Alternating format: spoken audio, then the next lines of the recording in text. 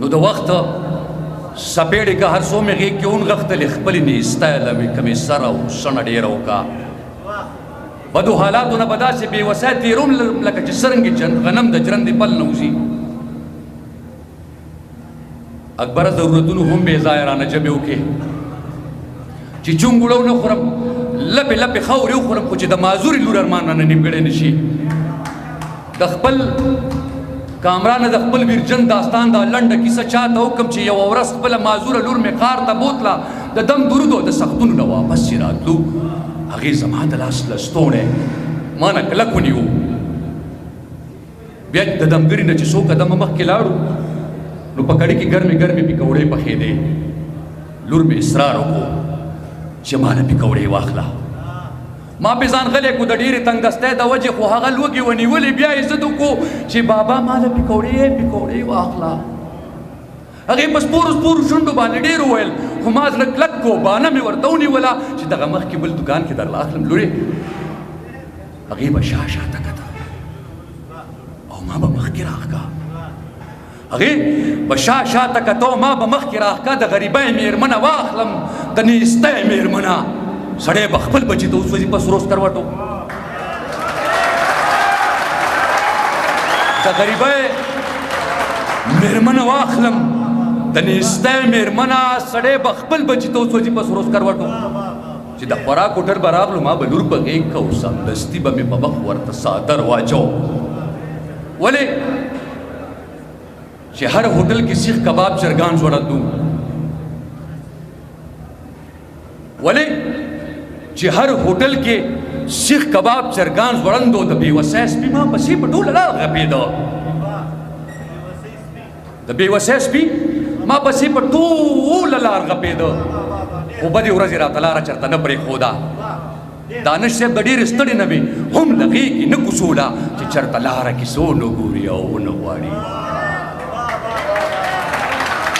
د ډېرې نجیم لالا د ډېرې ستړې نه مې هم له غېږې نه کوزوله چې چېرته لاره کې څه ونه ګوري او ونه غواړي خو لیاقت صاحب خو څو لازې پسې څادر د مخ نه لرې کړلو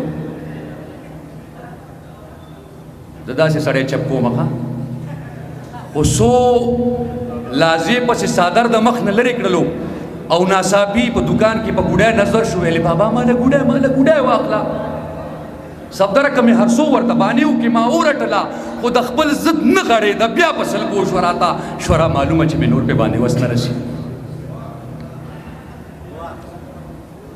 څه په چل ول مې ترې د سترګو چشمې لرې کړلې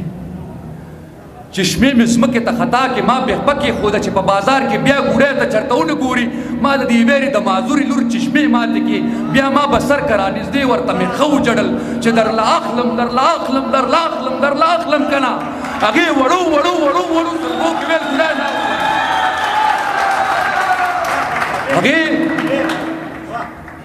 خو څو لازې پسې څادر د مخ نه لرې کړلو او ناڅاپي یو دوکان کې په ګوډی نظر شو ویلې بابا ما له ګوډی واخله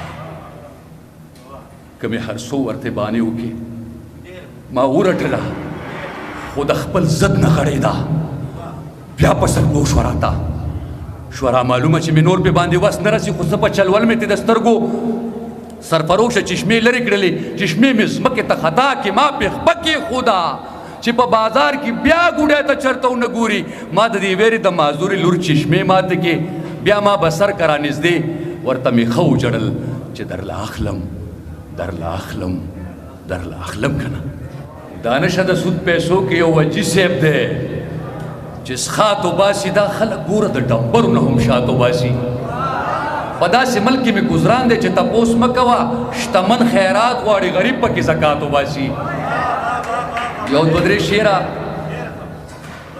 چې ساتل به مې بازونه د کونترو په دوکان ساتل به مې بازونه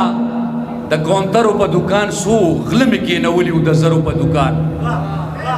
سالاره کسابه مجامو نه مې د وینو بوی راتللو خو پی مې خرڅول هم د ډمبرو په دوکان مونږ اخون کبیره مونږ خپلې سپارې به جوماتونو ته راوړلې خودوی به خرڅولې د ګوډګرو په دکان او د خلکو عزتونه دیوالونو کې ساتل د خلک لوس لغړو د صادرو په دکان د خلکو عزتونه دیوالونو کې ساتل د خلک لوس لغړو د صادرو په دکان او دی خار کې د خیرات زکات رواج نو ملګرو محبوبه د خار کې د خیرات زکات رواج نو ملګرو روټه مې لټولې د نهرو په دکان او بسره دلته مینه د فریب کوډو جادو را غونډې معشوقې وې د منترو په دکان